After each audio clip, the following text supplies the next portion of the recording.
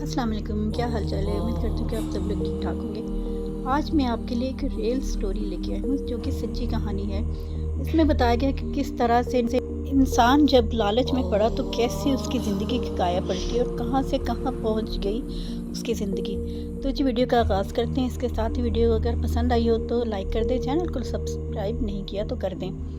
تو جی کہانی کا آغاز کرتے ہیں۔ پورے گاؤں میں یہی مشہور تھا کہ جب سے 7 رنگ دھاگا جمن کے پاس آیا ہے اس کے وارے نیارے ہو گئے ہیں۔ 7 کلر کا جو دھاگا ہوتا ہے وہ جمن کے پاس، جو کہ گاؤں کا ایک آدمی تھا، اس کا نام جمن تھا، تو اس کے پاس جب سے یہ دھاگا آیا تھا تو اس کے وارے نیارے ہو گئے تھے۔ اصل بات تو کوئی نہیں جانتا تھا، بس جمن کی ہی زبانی معلوم ہوا کہ پیر سائیں نے خوش ہو کر اسے یہ دھاگا بخش دیا تھا۔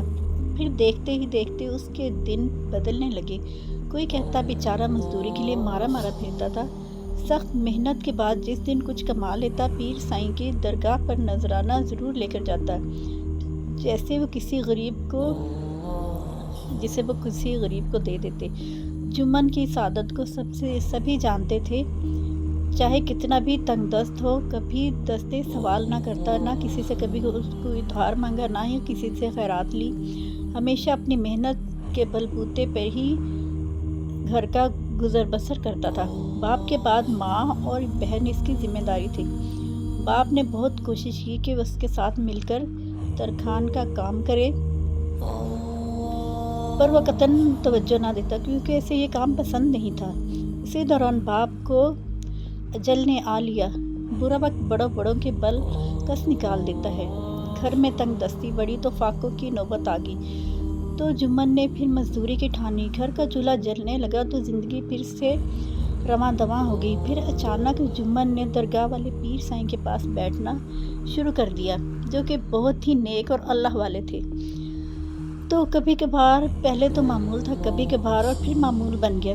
پیر سائیں دنیا سے رخصت ہونے لگے تو بزرگ بتاتے ہیں کہ جمن بابا کہلاتا ہے کو ایک ریشمی ڈوریوں سے بنا 7 رنگ کا دھاگا تحفے کے طور پہ دیا، جسے جمن نے صرف اس لیے سنہری ڈبی میں لپیٹ کے رکھا کہ یہ بابا جی کی نشانی ہے۔ پسماندہ سے گاؤں کا یہ جوان حصول رزق کے لیے مارا پھرتا رہا۔ جب کئی دنوں تک اسے کوئی مزدوری نہ ملی تو گھر کی چیزیں آہستہ بکنے لگیں۔ ویسے بھی اس گھر میں کوئی قابل ذکر کچھ تھا ہی نہیں جسے قیمتی کہا جا سکتا۔ بات تانبے کے گلاس سے ہوتی کٹوری، چھننے اور پھر پیتل کی پرات سے ہوتی ہوئی ماں کی انگلی پہ پڑی چاندی کی انگوٹھی پر آ گئی، جو اس کے باپ کی نشانی تھی۔ تو ماں سے کہنے لگا کہ ماں میں شہر جاتا ہوں اور وہاں محنت مزدوری کروں گا اور کام بن ہی جائے گا۔ ماں نے کہا نہیں، میں شہر جا کے اس نے اپنی ماں سے کہا کہ میں شہر جا کے کام تلاش کرتا ہوں، آخر چاچے اللہ رکھے کا بیٹا بھی تو شہر دیہاڑی کرتا ہے، اور سنا ہے وہ گاؤں آیا ہوا ہے، بعد میں بات کر لیتا ہوں اور جھٹ پٹ تیاری ہوگی۔ ماں کا دل مگر ٹوٹ رہا تھا تو وہ بہت ہی صدمے کی کیفیت سے بولی، بیٹا چولہے سے پرے پردیس ہوتا ہے پتر، اس کا کیا مطلب ہے ماں؟ وہ ناسمجھی میں اپنی ماں سے بولا، ماں کوئی دیس چھوڑ کر تھوڑی جا رہا ہوں، جب ماں کے ہاتھ کوئی روٹی نہ ملی تو اپنے دیس کا شہر بھی پردیس ہو جائے گا۔ جمن دکھ بھری آواز میں بولا۔ ماں بھرائی آواز میں بولی تو وہ بھی بکھرنے لگا، مجھے حوصلہ دے ماں، ابھی تو ریشم کا بیاہ بھی کرنا ہے۔ ریشم اس کی بہن کا نام تھا۔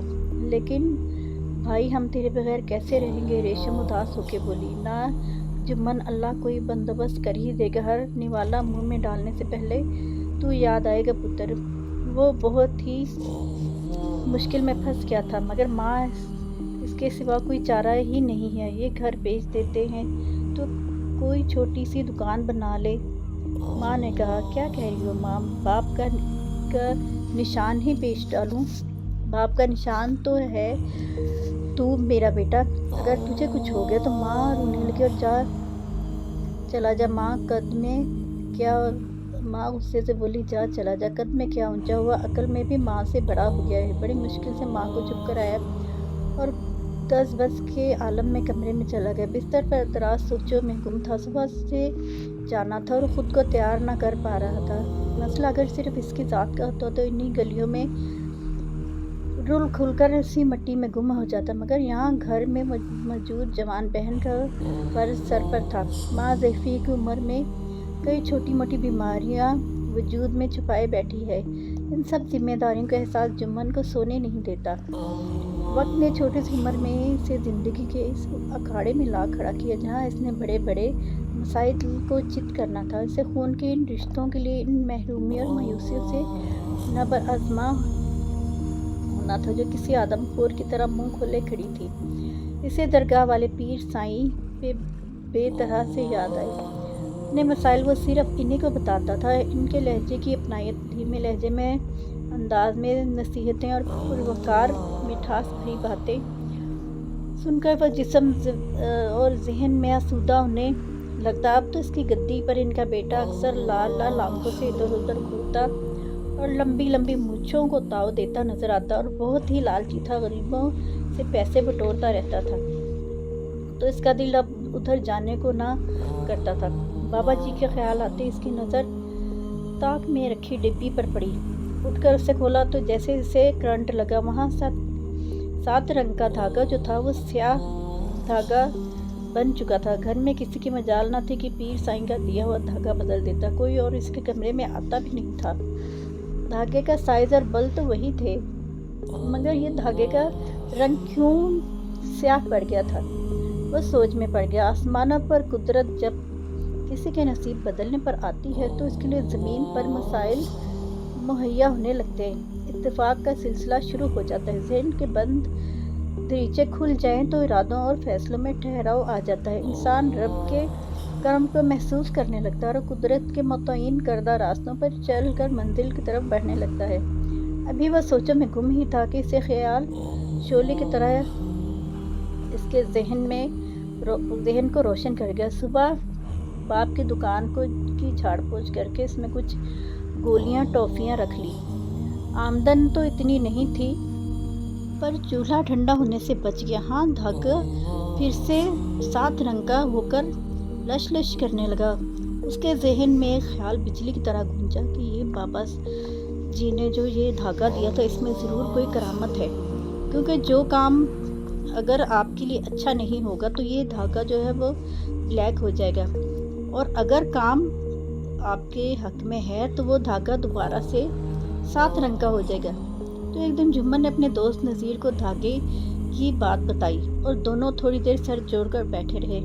अगले दिन ये बात जुम्मन की दुकान से निकलकर गलियों फिरती हर घर का मौजू बन गई कि जुम्मन के पास पीर साईं का दिया जादुई धागा है जो कि रंग बदलता है, कभी काला हो जाता है और कभी 7 रंग का। मशहूर हो गया कि अगर कोई काम किसके लिए करना ठीक ना हो और नुकसान का अंदेशा हो तो धागा उसके हाथ में आकर काला हो जाता है। अगर काम खुशबख्ती और मुनाफे का मौजब हो तो रंग नहीं बदलता बल्कि धागा 7 रंग का ही रहता है। बस फिर क्या था, ना सिर्फ गांव उमंड आया बल्कि इर्द गिर्द के इलाकों से भी लोग आने लगे। करिश्मे और मौजज़े तो हर दौर में इंसान की कमज़ोरी रहे हैं। नाई, मोची, तरखान, कुम्हार से लेकर चौधरी, नंबरदार, ज़िम्मेदार और वडेरे तमन्नाओं के शजर पर आस के फूल खिलाने जुम्मन की हट्टी तक आने पर मजबूर हो गए। कोई सादा व गुलदार चेहरा लिए बाहर आता तो कोई मायूसियों के समंदर में डूबा धुआं मुंह के साथ बाहर निकलता, क्योंकि उसके हाथ में आकर धागा ब्लैक हो गया था। और हैरत की बात थी कि धागे का मशवरा कभी गलत ना हुआ। धागे का फैसला ना मानने वाला नुकसान उठाता और मानने वाला सुरखुरू रहता। बस फिर क्या था, हर तरफ इसका डंका बजने लगा। मट्टी गारे के घर की जगह पक्की हवेली खड़ी कर ली जुम्मन ने। बहन को सोने से पीली करके ससुराल भी भेज दिया। जुम्मन गरीब लोगों से तो एक पानी तक ना पीता और ना ही कोई पैसा लेता। अलबत्ता मालदार जो कोई होता तो उससे खूब नोट और तोहफ़े वसूल करता। कद्दावर शख्सियत कहलाने वाले छोटे कद और बड़े पेटों वालों के मसाइल भी बड़े ही होते हैं।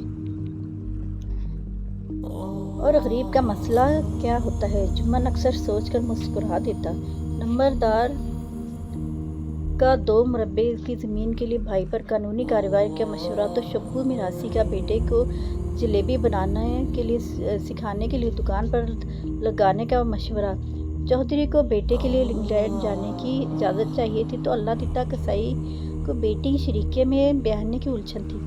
کچھ بھی ہو، جمن کبھی خوف خدا اور یاد الہی سے غافل نہ ہوا، اکثر نمناک آنکھوں سے رب کے حضور سجدہ ریز رہتا، جس نے اس گناہ گار کو 3 انچ دھاگے کے ٹکڑے کو وسیلہ بنا کر اتنا بخش دیا کہ عزت اور رزق کی فراوانی تھی۔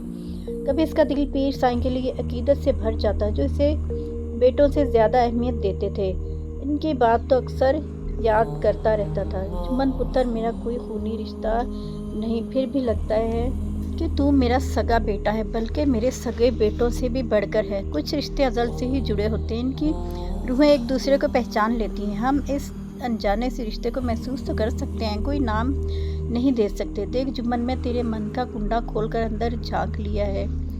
لیکن جمن کو یہ باتیں ہمیشہ عجیب سی لگتی ہیں۔ گھر میں بری بھینس آئی تو ماں نے بغاوت کر دی کہ میں اتنا دودھ اس عمر میں نہیں لو سکتی، میرے بوڑھے ہاتھوں میں اتنی طاقت کہاں، سارا مکھن چھاچھ میں ہی رہ جاتا ہے۔ اب اس مدھانی کو جوان ہاتھوں کی طاقت چاہیے، تو اس لیے کوئی جوان عورت ہی رکھ لیتے ہیں۔ جمن نے جان بوجھ کر انجان بنتے ہوئے زیر لب مسکرا کر کہا، کیونکہ وہ جانتا تھا کہ ماں اس کی شادی کی خواہش مند ہے۔ میں تنہا رہ کر تنگ آ گئی ہوں پتر، مجھے بہو چاہیے۔ پتر، کوئی اگر پسند ہے تیری تو بتا دے۔ ایک دن ماں نے اس سے پرشوق لہجے میں پوچھا تو وہ سچ مچ شرما ہی گیا۔ ذہن کے پردے پر کئی مرتبہ زلیخا کی شبیہ ابھری، جسے اس نے کئی مرتبہ اپنی طرف چور نظروں سے دیکھتے پایا، مگر جب اس کی نظر پڑتی تو وہ شرما کر بھاگ جاتی۔ اس لیے جھجکتے ہوئے بولا، ماں، وہ خالہ کی، میرا مطلب ہے خالہ کی صابرہ کی زلیخا۔ اس سے لفظ الٹ پلٹ ہو رہے تھے کہ وہ خالہ کی بیٹی سے اپنی پسند کا اظہار کر چکا تھا ماں کے سامنے۔ میرا مطلب ہے خالہ صابرہ کی زلیخا۔ جان دیدہ ماں جھٹ سے سمجھ گئی۔ 2 ماہ بعد اس کی حویلی میں بھی چوڑیوں کی چھن چھن، پائل کی چھن چھن صدائیں دینے لگے۔ اب اس دودھ سے برتن میں مکھن بھی نکلنے لگا۔ وقت گزرنے کے ساتھ ساتھ قدرت بھی تصویر کائنات کے منظر بدلتی رہتی ہے۔ نئے چہرے آنے لگے تو پرانے کہیں جا چھپے، جو رہ گئے ان کی وضاحت ہی بدل گئی۔ جمن کے گھر میں بھی ماں کی جگہ زلیخا اس کی بیوی نے لے لی۔ آہستہ آہستہ 3 بیٹیاں بھی اس منظر میں سج گئیں اور خود جمن بابا کہلانے لگا، کیونکہ اس کی عمر اب کافی زیادہ ہو گئی تھی۔ مگر اس منظر کی سب سے خوبصورت تصویر اس کا نوجوان کڑیل خوبصورت بیٹا، جو دونوں میاں بیوی کی آنکھوں کا تارا اور آنکھوں کا نور تھا، جو اس منظر کو مکمل کر دیتا تھا۔ جمن بابا کو اپنی قسمت پر بہت رشک آتا کہ رحیم کریم کو پتہ نہیں اس میں کیا خوبی نظر آئی اور کیا ادا بھائی کے رحمت و نعمت کے دروازے اس پر کھل گئے۔ کہتے ہیں کہ زمین پر بھی فتنہ ہے، اور ایک زمین کا یہ ٹوٹا تو چھوٹا تھا، مگر قصہ کئی سالوں کا تھا۔ اس کے باپ کی تھوڑی سی زمین اس کے چاچا کے پاس تھی، جو کہ انہوں نے اس پہ قبضہ کیا تھا، اور جمن کے دل میں یہ پھانس اکثر چبھتی کہ وہ زمین کا ٹکڑا میرے باپ دادا کا تھا اور میرے پاس کیوں نہیں ہے۔ اس ٹوٹے کے لیے جمن کا باپ بھی سلگتا رہتا تھا، مگر آج بھی جمن کے لیے چچا زاد بھائی کے بیٹوں کے پاس تھی وہ زمین کا یہ ٹوٹا بھی بنجر تھا، مگر آج بھی جمن کے سینے میں کانٹے کی طرح کہیں جا کر کھپ گیا اور وقتاً فوقتاً تکلیف دیتا رہتا۔ چائے دودھ سے بھری ہو اور بڑھولا گندم سے تو اکثر دماغ پھر ہی جاتے ہیں۔ دو چپڑی روٹیاں جب کھائی جائیں اور پیٹ بھرا ہو تو پھر ہر ایک چیز اپنی دست رس میں نظر آتی ہے اور لگتا ہے کہ جیسے ہم پوری دنیا فتح کر لیں گے۔ یہی کچھ جمن کے ساتھ بھی ہوا۔ اس کے پاس جب دولت آئی تو ذہن میں غرور بھی آ گیا، تو ایسے کئی زمین کے ٹکڑے خرید سکتا تھا، مگر اس کے ذہن میں وہی تھا کہ میں نے یہی لینی ہے۔ ایک ضد بازی سی جب انسان کے دماغ میں آ جائے تو اپنے بڑے سے بڑے نقصان کو بھی وہ کچھ نہیں سمجھتا۔ تو اسی دوران وہ ایک وکیل کے پاس گیا اور وکیل کو اپنی ساری فائلیں دی اور بتایا کہ یہ میرے باپ دادا کی زمین ہے جو کہ میرے بھائی جو ہیں چچا زاد بھائی کے بیٹوں کے پاس ہے، تو میں نے کسی بھی طریقے سے یہ زمینیں واپس لینی ہے، چاہے اس کے لیے مجھے کتنا ہی پیسہ کیوں نہ دینا پڑے۔ کیس شہر کے وکیل کے پاس چلا گیا جو کہ چوٹی کا وکیل تھا۔ جیت کا یقین تھا مگر فیس بہت زیادہ تھی، اتنی زیادہ فیس تھی کہ تجوری خالی ہونے لگی۔ جمن فکر مند رہنے لگا، اب اس حد تک آ کر واپسی بھی ناممکن تھی، تو یہ جگ ہنسائی والی بات ہوگی۔ انہی پریشانیوں میں گھر کر ایک دن بیٹھا تھا کہ جاگیردار نیاز علی اس کے پاس آیا۔ وہ یہ جانتا تو تھا کہ جمن آج کل ایک کیس میں پھنسا ہوا ہے، مگر بات یہاں تک آ چکی ہے تو یہ اسے گمان نہ تھا۔ خود غرض بندہ ہر جگہ خود غرض کے لیے نکلا ہوتا ہے، تو وہ جھٹ جمن سے بولا، میں تیرے کیس پر باقی ساری رقم دینے کو تیار ہوں، مقدمہ جیتنے تک جو لگا ہوا میرا، مگر ایک کام کر دے۔ وہ جمن کام سن کر دنگ رہ گیا۔ اس 50 سالہ بوڑھے کو اس گھر میں کام کرنے والی ماسی رقیہ کی 17 سالہ بیٹی سے بیاہ رچانے کی سوچی تھی۔ میں مائی سے بات کر چکا ہوں جمن، مگر وہ تیرے دھاگے پر بھروسہ کرتی ہے کہ اگر دھاگا کالا ہو گیا تو میں شادی نہیں کروں گی، اگر دھاگا 7 رنگ کا رہا تو میں شادی کر دوں گی، تیرے پاس وہ ضرور آئے گی، بس تو دھاگا کالا بھی ہو جائے تو 7 رنگ کا ہی بتانا، اور اگر رنگ نہ بھی بدلا تو تیری قسمت میں رقم پھر بھی بھر دوں گا۔ جمن سوچ میں پڑ گیا، زندگی میں کبھی 2 نمبر کام نہ کیا تھا، اب یہ کام کر کے اندر تک ہل گیا۔ اس نے تو برسوں پہلے ان معاشرتی برائیوں کا گند من سے صاف کر کے سختی سے من کا کنڈا لگا دیا تھا۔ خبت، عظمت اور مد مقابل کو مات کرنے کا جنون جانے کب کوئی کمزور لمحہ بن کر اس پر اتر آیا۔ کیس تو وہ جیت گیا مگر اندر سے ہار گیا کہ چچا زاد بھائی نے پیغام بھیجا، جمن تو کیس جیت گیا ہے، مبارک ہو، مگر اب بچوں کی دشمنی ٹھیک نہیں ہے، تو اور تیرا بیٹا اگر آ جائیں تو میں صلح کر لیتا ہوں، کیونکہ میرا آنا بہت ہی حد تک آمیز ہوگا، کیونکہ میں مقدمہ ہار چکا ہوں۔ تو بہت سوچ بچار اور گھر والوں کے مشورے سے فیصلہ کیا گیا کہ جمن اور اس کا بیٹا گاؤں جائیں گے، اب اس کی خودداری میں کوئی فرق نہ پڑے گا، اور اگر خود بھی چل کر گیا تو وہ کار سے جائے گا، کیونکہ وہ مقدمہ جیت چکا تھا۔ اگلی صبح وہ جانے کے قابل نہ ہوا۔ ضمیر کی ملامت اور ماسی رقیہ کا ویران چہرہ اسے سونے نہ دیتا تھا۔ کہاں وہ بوڑھا اور کہاں اس کی معصوم کلی جیسی بیٹی جس کی کل شادی تھی، کیونکہ جمن نے بتایا تھا کہ دھاگا جو ہے وہ 7 رنگ کا ہی ہے، مگر دھاگا کالا ہو گیا تھا۔ خالہ رقیہ نے جب اس سے مشورہ مانگا تھا تو کل شادی تھی، تو اس کا بستر پر جیسے کسی نے گرم سلاخیں رکھ دی۔ صبح منہ اندھیرے بیٹے نے اٹھایا تو اس کا انگ انگ دکھ رہا تھا، بوڑھی ہڈیاں اور اس کا جرم بوجھ برداشت کرنے کے قابل نہ تھی۔ بستر سے اٹھنا چاہا تو ہر عضو من بھرکا ہو گیا۔ میرا خیال ہے تو اکیلا ہی چلا جا جمال پتر، میری طبیعت خراب ہے، اس نے بہت ہی نکاہت بھری آواز سے کہا۔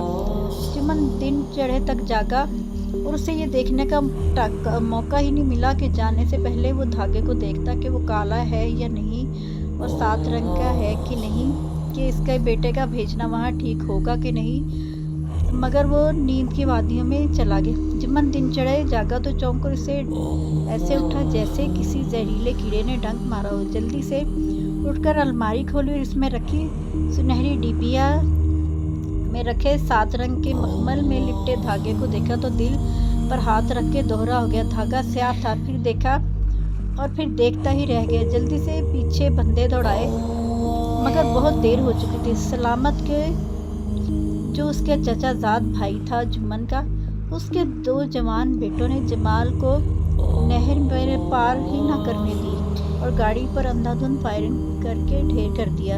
جمن کا جوان بیٹا اب اس دنیا میں نہیں رہا تھا۔ جو ان جوان بیٹے کی لاش سامنے تھی، بابا جمن سکتے کے عالم میں ایسے گھور رہا تھا کہ پاس ہی کہیں سے پیر بابا کی آواز آئی، دیکھ جمن، یہ لالچ، گھمنڈ اور غرور رام جانور کی طرح ہیں، جنہیں اندر سے نکال کر من کا کنڈا سختی سے جکڑ بھی دیں تو یہ وجود کی کمزور عمارت سے ہی لقب لگا دیتے ہیں۔ اپنے کردار اور ایمان کی عمارت کو کبھی بوسیدہ نہ ہونے دینا، ابلیس کے لیے کبھی کوئی کمزور گوشہ نہ چھوڑنا۔ اور بابا جمن گھٹنوں پر سر رکھ کر زاروں قطار رونے لگا، کیونکہ اب اس کے پاس کچھ بھی نہ رہا تھا۔